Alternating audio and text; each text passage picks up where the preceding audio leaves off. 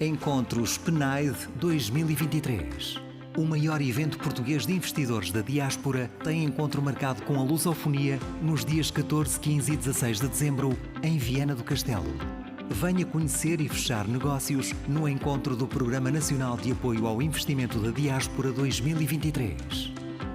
Momento em que se afirma o potencial empreendedor das comunidades portuguesas, na promoção do investimento, fomento das exportações e apoio à internacionalização dos negócios locais.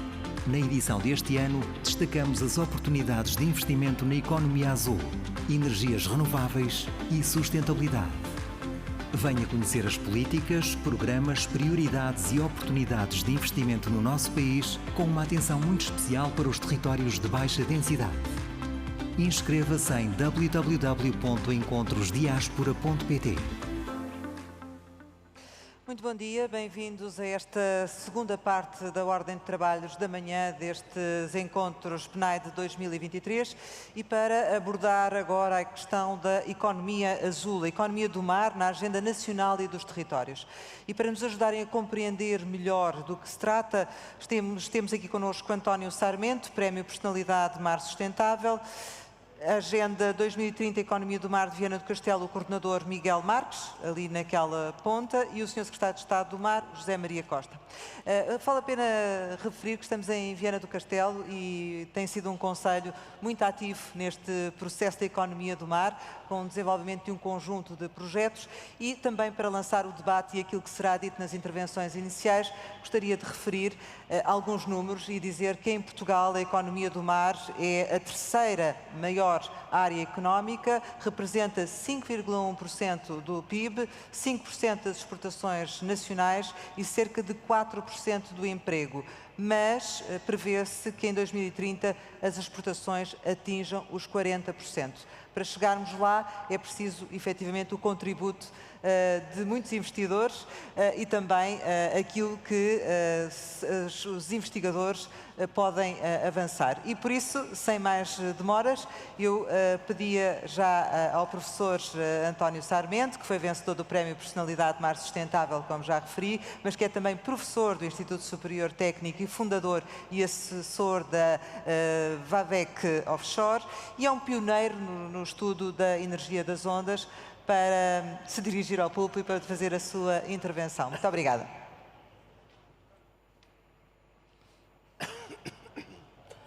Bom dia a todos.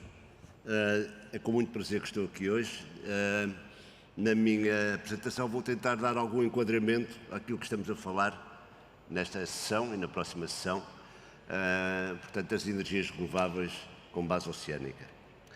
E vou fazê-lo de uma forma breve, porque tenho pouco tempo, mas queria começar por... Penso que não está a funcionar. Não sei se está aqui alguém que possa dar alguma assistência.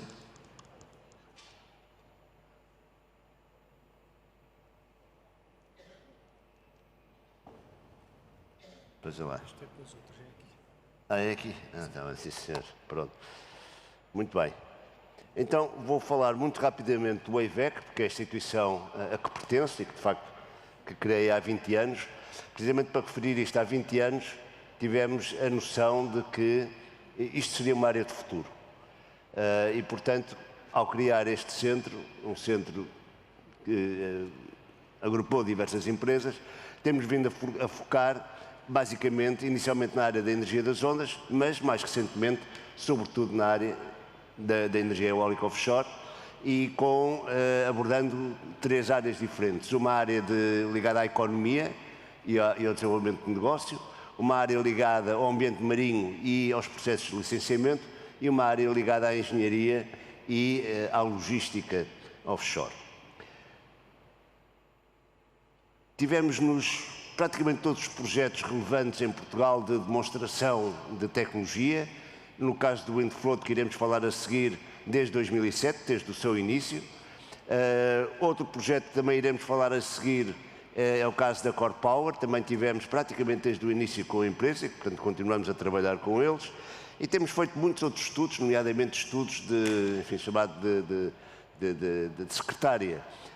Por exemplo, no âmbito de um GIP, de um Joint Industry Project, no Reino Unido, com o Carbon Trust, em que temos analisado ao longo dos últimos 7 anos tudo aquilo que tem a ver com a logística portuária, a logística das operações offshore, para apoio aos parques flutuantes. Parques flutuantes são particularmente importantes para nós porque aqui, dadas as características das nossas costas, temos que usar tecnologias flutuantes. Portanto, temos um grande número de clientes e de projetos europeus, temos mais de 60 projetos realizados, num investimento total da ordem dos 500 milhões de euros e, portanto, tem sido essa a nossa contribuição e eu penso que hoje, se estamos aqui, uma parte disso se deve à existência do WEIVEC e ao esforço do WEIVEC. E a referir agora, muito brevemente, o que é o panorama internacional de crescimento da energia eólica offshore, que vai ser o tema central da minha apresentação, para vos dizer que em 2020 tínhamos 35 gigawatts instalados no mundo, 2 anos depois temos quase o dobro, 65 gigawatts. E a previsão é que em 2030 sejam 380 gigawatts e em 2050 2.200 gigawatts. Portanto, um crescimento brutal. No entanto, a tecnologia que está madura é a tecnologia assente em plataformas fixas ao fundo do mar. A solução flutuante, que é aquela que nós precisamos, é muito menos expressiva. Atualmente existem apenas 123 megawatts instalados dos 65 gigawatts instalados em todo o mundo.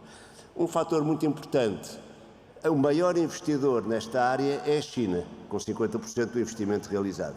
A Europa, sobretudo através do investimento no Reino Unido, na Alemanha, na Holanda e na Dinamarca, atinge 40% e os outros 10% estão dispersos. É claro que esta situação vai mudar com o investimento que está previsto em Portugal e em muitos outros países europeus, mas também nos Estados Unidos, Japão, Coreia, etc. Do ponto de vista da tecnologia, queria referir essencialmente o seguinte. Nas condições de mar que nós temos, que são, enfim, águas com profundidades da ordem dos 100 metros de profundidade, a uma distância conveniente da costa, temos que ir para soluções flutuantes. E das soluções flutuantes, essencialmente o que se faz é utilizar aquilo que a tecnologia de petróleo e gás, a indústria de petróleo e gás, utiliza. São três tipos de plataforma. Uma plataforma chamada TLP, em que são plataformas pequenas, mas estão com cabos pré-tensionados, portanto são mais exigentes do ponto de vista da amarração, porque têm que se pôr estacas no fundo do mar. As semi-submersíveis, que é o caso do Windfloat que iremos ouvir, que têm linhas de amarração em catenária, portanto menos exigentes do ponto de vista das características do fundo do mar. E são essas duas, uma destas duas, que serão usadas em Portugal. A tecnologia mais desenvolvida é a semi-submersível, portanto que é aquela flutuante que está no meio da imagem. E só aqui um momento, está aqui, portanto estou a falar desta. Esta aqui é a solução que está agora mais desenvolvida. Esta solução, no entanto, está também a ser desenvolvida, mas numa fase mais atrasada. E as grandes dúvidas é saber se estas plataformas são em betão, se são em metal, atualmente são essencialmente em metal, ou se é misto. Vou passar à frente desta aqui. Enfim, esta aqui é só para referir que não estamos a falar apenas de turbinas e de plataformas e de linhas de amarração, estamos a falar também de uma infraestrutura elétrica que tem que ser colocada no mar. Em termos de inovação, as inovações principais são nas turbinas, portanto turbinas de maior dimensões. As turbinas que temos aqui em Viana do Castelo são de 8 megawatts. Neste momento, pensa-se que as turbinas que venham a ser instaladas no futuro serão de 15 megawatts e eventualmente no futuro até 20 megawatts. Portanto, isso é uma área de desenvolvimento, mas por uma indústria que já está muito estabilizada. Depois, como referi, a parte das plataformas, se são em betão, se são em metal ou se é combinado. E depois, e aqui é particularmente interessante para Portugal, são as soluções inteligentes para atacar o problema da operação e manutenção destes parques eólicos.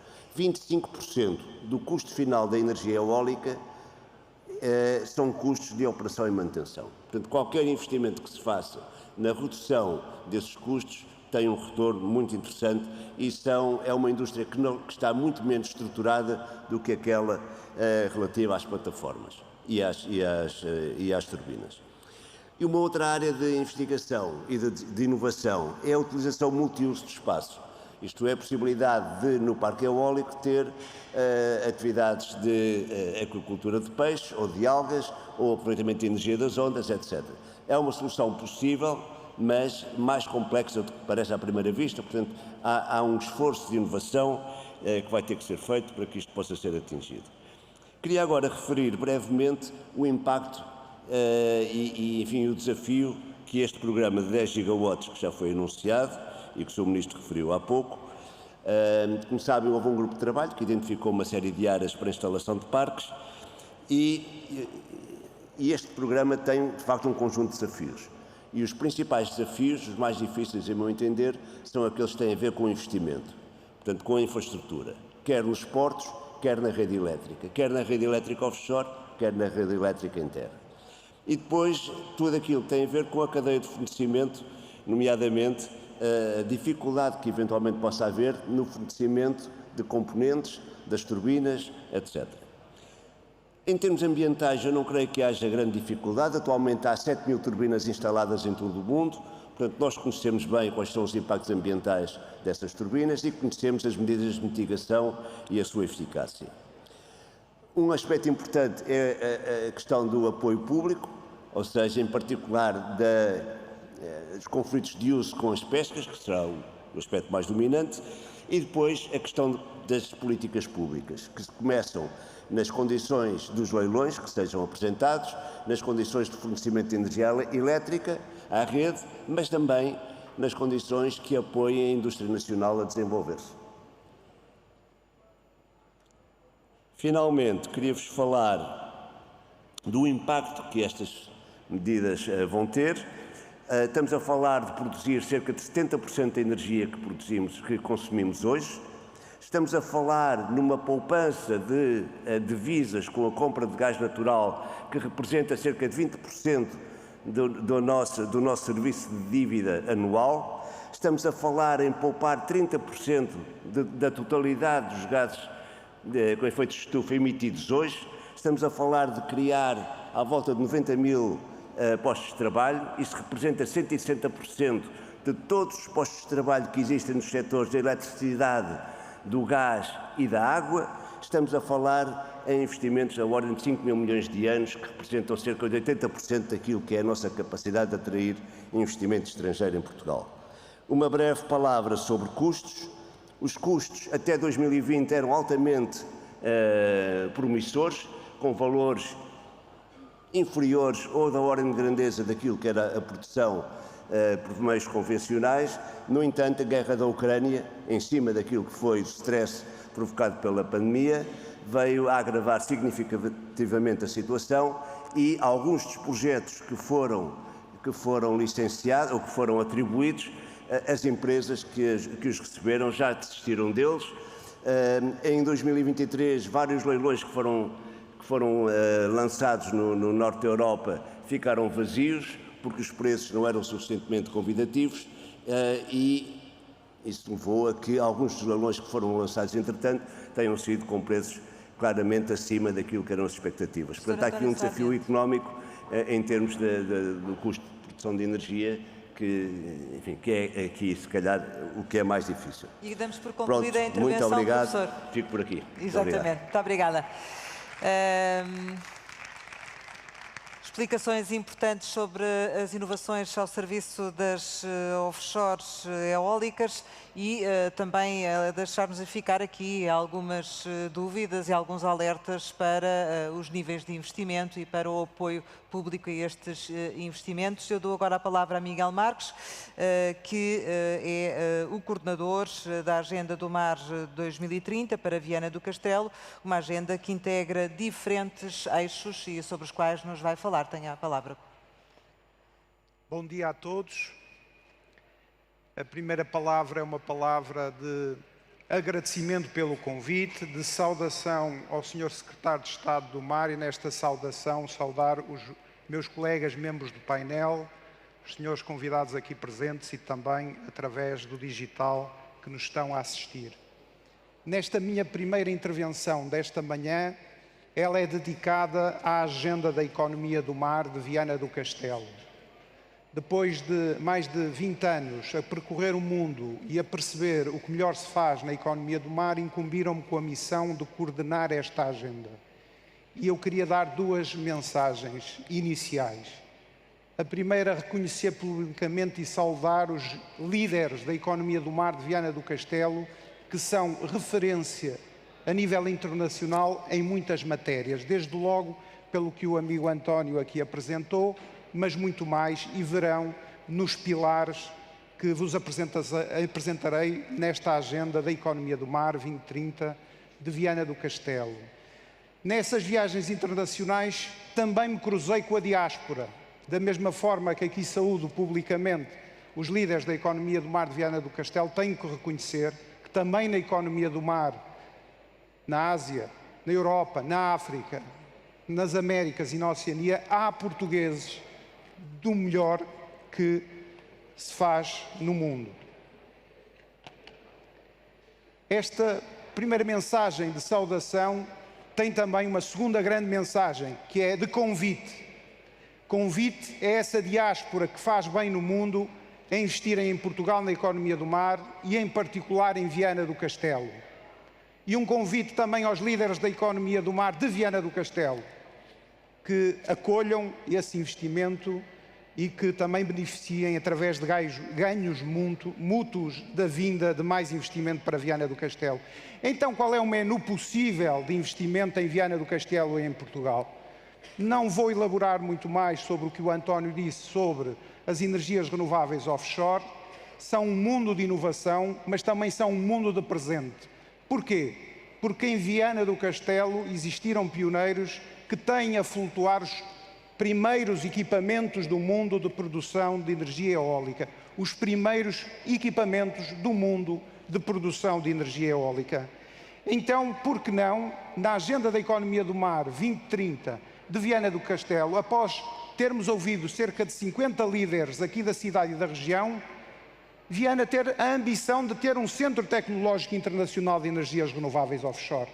É possível, é nisso que Viana está a trabalhar. Juntem-se os da diáspora, os que nos seguem lá fora, os que nos seguem aqui, a este grande movimento.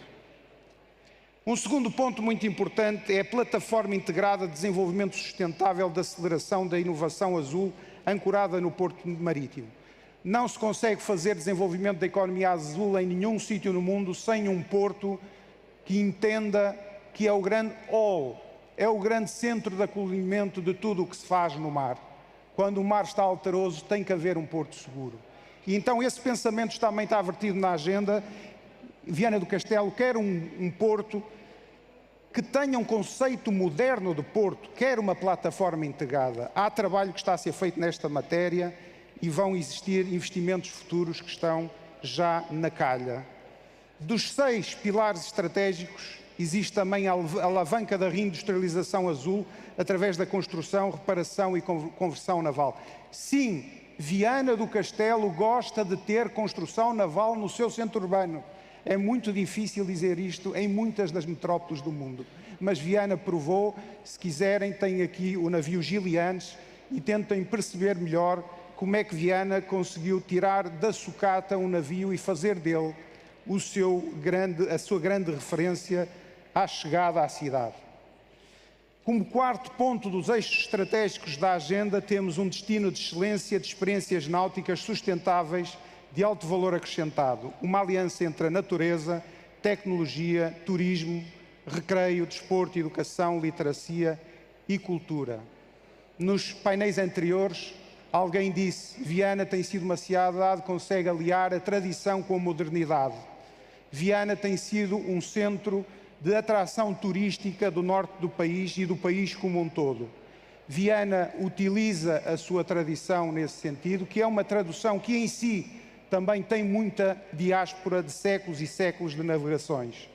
E Viana quer continuar a ser um destino moderno, percebe que o turismo hoje em dia se faz com experiências muito diferentes das do passado, e Viana do Castelo está a estudar, está a implementar roteiros turísticos de futuro.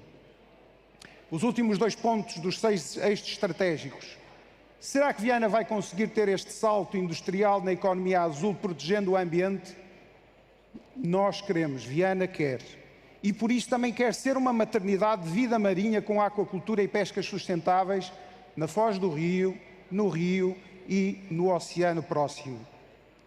Por último, dizer que tudo o que aqui foi dito gera conflitos, é normal, gera conflitos de usos. E o sexto, se calhar o mais importante estratégico da agenda da economia do mar de Viana do Castelo 2030, é que tudo tem que ser feito em diálogo. E, portanto, o sexto eixo é uma rede de promotores da economia do mar em Viana do Castelo. Fica o convite para virem e pertencerem a esta rede. Muito obrigado. Muito obrigada também ao Miguel Marques pela sua intervenção. Falarmos aqui da agenda do mar de Viana do Castelo, referir que a nível nacional a dotação do mar 2030 tem um envelope de 540 milhões de euros, distribuídos por 4 prioridades da União Europeia e pelas 185 medidas que foram apresentadas por Portugal e, portanto, este é, no fundo, o mote para a intervenção do Sr. Secretário de Estado do Mar neste painel. Muito obrigada. Faça favor.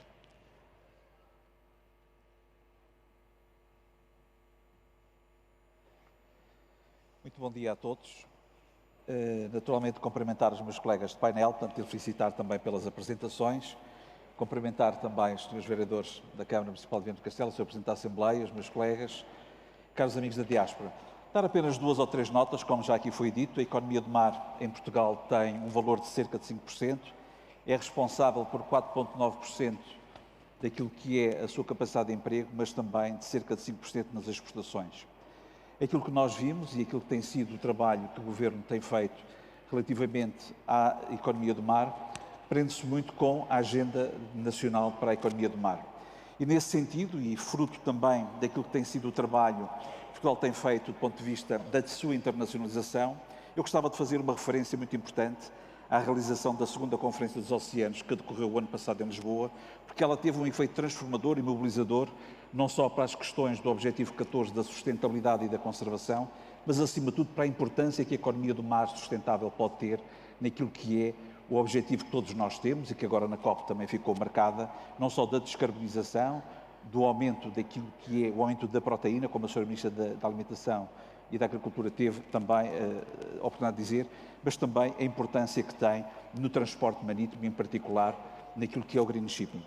Nesse sentido, Portugal tem tido um conjunto de investimentos e tem um conjunto de investimentos em curso, muitos deles estão associados ao Plano de Recuperação e Resiliência, e eu dava nota em primeiro lugar, e vamos ter aqui no painel a seguir também a Fórum Oceano, que vai falar provavelmente também do Abazul, que é a constituição de 8 polos no país, polos que são no fundo a criação de ecossistemas que vão juntar as universidades, as startups, as empresas e também os investidores, e que vão ser, se quisermos, pequenas agendas mobilizadoras em todo o território para a dinamização da economia do mar.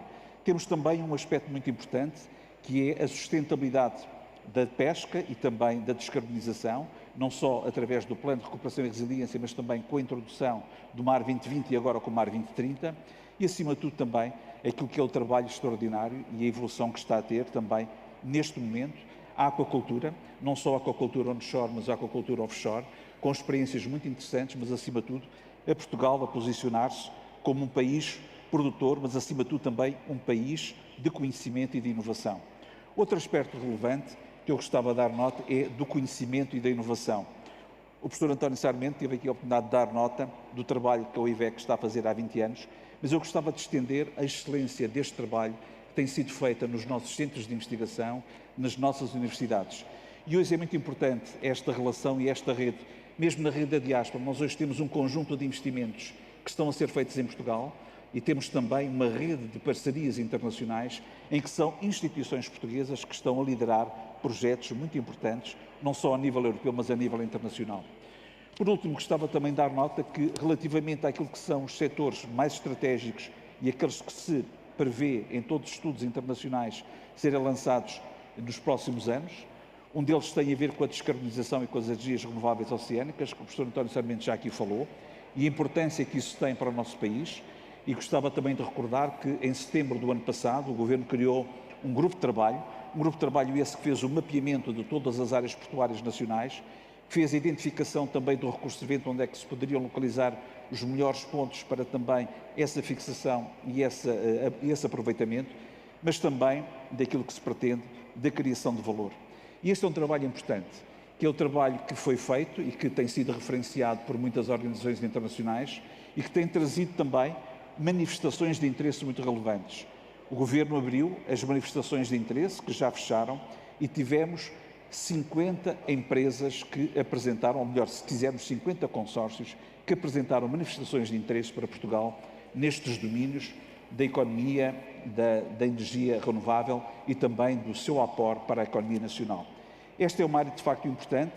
A segunda área que nós estamos também a desenvolver, não só pelas responsabilidades que temos através do Registro Internacional da Madeira, que é o quarto maior registro da União Europeia, com mais de 800 embarcações registadas, foi também o trabalho que foi feito para que, no âmbito da atualização do Plano de Recuperação e Resiliência, tivéssemos 50 milhões de euros dedicados para a transformação dos navios, para novos motores, para a adaptação dos motores de combustíveis fósseis para outros motores.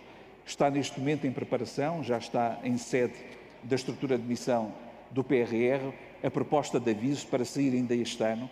Vamos permitir a transformação dos navios, dando assim também um sinal muito positivo aos nossos armadores, mas também com iniciativas e incentivos para a inovação e para a transformação também na construção naval. E por último também dar aqui uma nota que é muito importante, e porque estamos também aqui em Viana do Castelo e também o tema do nosso painel era também a Agenda Nacional e dos Territórios, que tudo isto se faz territorializando. E penso que Viana do Castelo, e gostava de dar aqui também uma palavra de apreço ao Sr. Presidente da Câmara, mas também ao Coordenador da Agenda do Mar, ao Dr. Miguel Marques, que tiveram também esta capacidade e esta visão de procurarem associar e de se antecipar naquilo que é uma capacidade não só de transformação e dinamização do Porto, que é fundamental, como terem também uma ideia também para aquilo que é a sustentabilidade e a inovação daquilo que são os próprios setores pescatórios, do esforço também e daquilo que são já a territorialização na aquacultura aqui existente, mas acima de tudo deste posicionamento nas novas tecnologias e no Centro de Transformação das Tecnologias. E por isso, Viana do Castelo, tendo já tido, como já aqui foi referido, 2 programas que foram pioneiros a nível mundial, quer o programa do Windfloat, quer o da Core Power, da energia das ondas, é reconhecido também este esforço que está a ser feito pelo município, pelo Instituto Politécnico e também pela própria Comissão de Coordenação, no sentido de concertar um conjunto de áreas e de valores para o conhecimento. Portanto, eu diria que, relativamente àquilo que é a economia azul, temos aqui, de facto, áreas muito relevantes que estão em desenvolvimento para o nosso país, de capacidade de investimento, de atração de investimento, de criação de postos de trabalho, de dinamização de toda uma fileira industrial, mas também estamos a posicionar-nos naquilo que é fundamental, que são as iniciativas ligadas à economia do conhecimento, ao desenvolvimento daquilo que é biotecnologia, como o Sr. Ministro da Economia do Mar teve aqui a oportunidade de dizer, e estamos também a ponderar, e vai passar também na pasta da transição para o próximo Governo, o Centro Internacional de Biotecnologia Azul, a ser instalado nos terrenos da antiga refinaria de Matosinhos, da Galp, em que se pretende ter também no nosso país uma grande atração de investimento e também de dinamização daquilo que será o futuro da economia azul. Muito obrigado. Muito obrigada, Sr. Secretário de Estado. Ainda nos resta alguns minutos para algumas questões e agradeço desde já a gestão do tempo que fizeram nas vossas intervenções.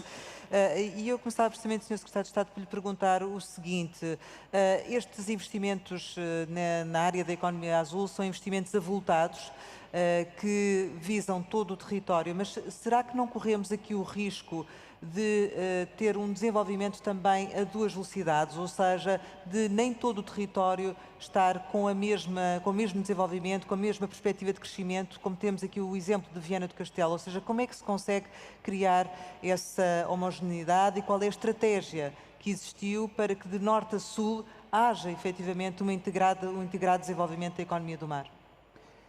Naturalmente que o desenvolvimento será feito a nível de todo o país, mas como sabe, há também um conjunto de 53 agendas mobilizadoras, portanto, que estão no Plano de Cooperação e Resiliência, que envolvem também áreas como o caso da Inova Mar, que o Dr. Miguel Marques está a coordenar, mas que tem também essa transposição para o país.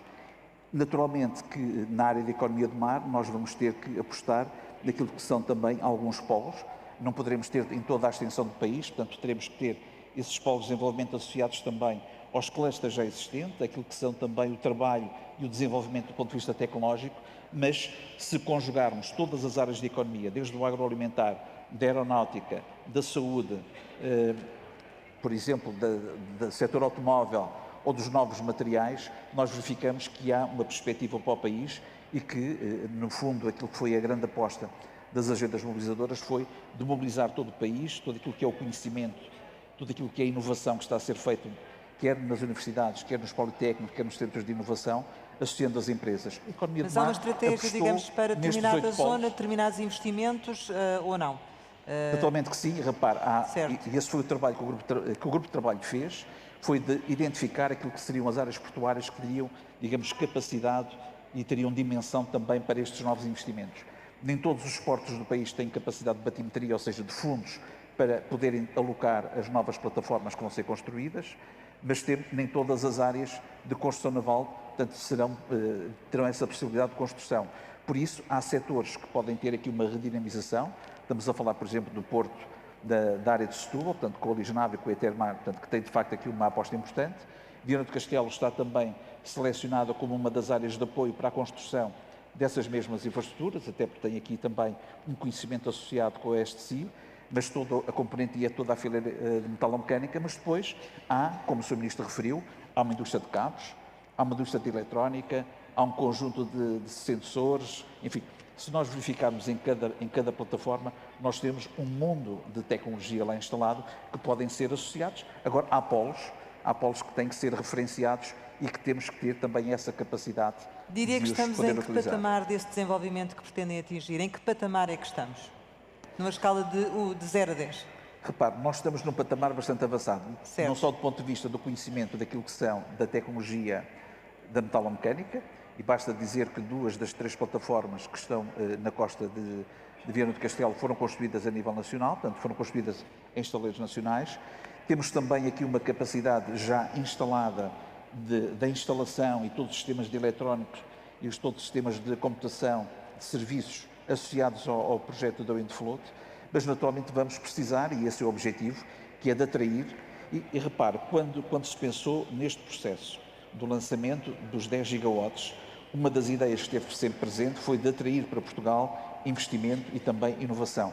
Se recordarmos aqui há uns anos atrás, quando foi feito o primeiro lançamento também das energias eólicas, neste caso onshore, o que aconteceu foi que também tivemos a recepção para Portugal de fábricas, de tecnologia e a criação de emprego. É isso que se pretende.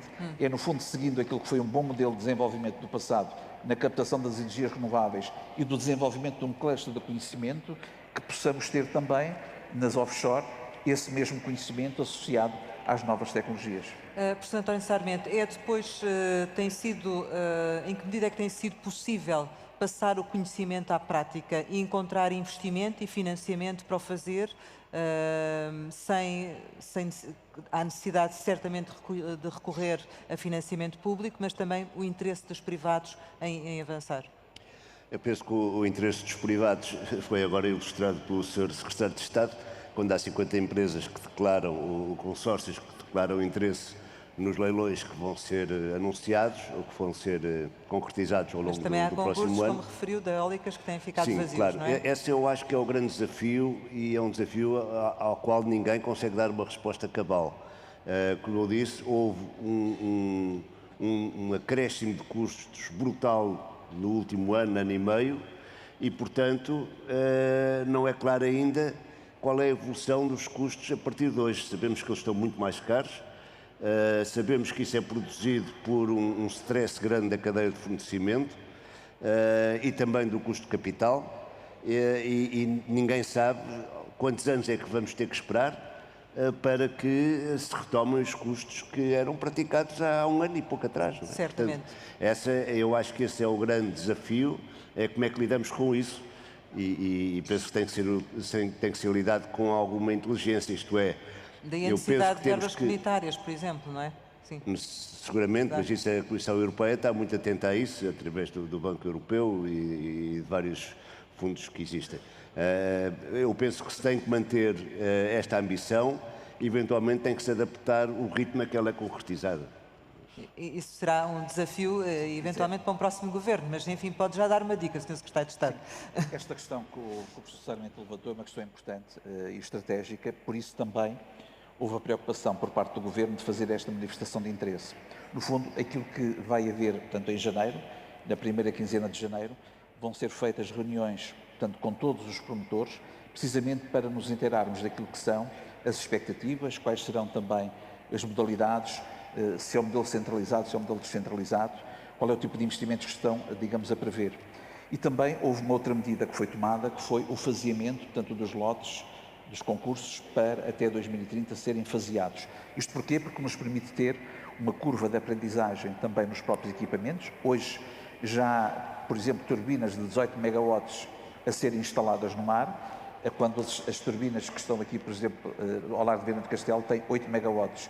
E já há um protótipo chinês na ordem dos 50 ou dos 30 megawatts também neste momento. Ou seja, há uma curva de aprendizagem e, naturalmente, também vamos apontar também para conhecimento. E isso também foi um dos aspectos importantes. O que é que nós fizemos também? Foi, através desta atualização do Plano de Recuperação e Resiliência, afetar 50 milhões de euros para estudos, não só de estudos de confirmação do recurso eólico e do recurso das ondas, mas também de estudo do fundo do mar, que nos vai permitir também dar mais confiança e mais segurança aos investidores, porque nós dentro de ano e meio teremos informação muito mais segura, muito mais fiável para os próximos investidores e, portanto, dando também confiança para que os planos de investimento que sejam feitos sejam, de facto, mais, digamos, conducentes àquilo que são as expectativas que o governo português tem. É fundamental, a incerteza para a atividade económica é um fator que realmente desestabiliza.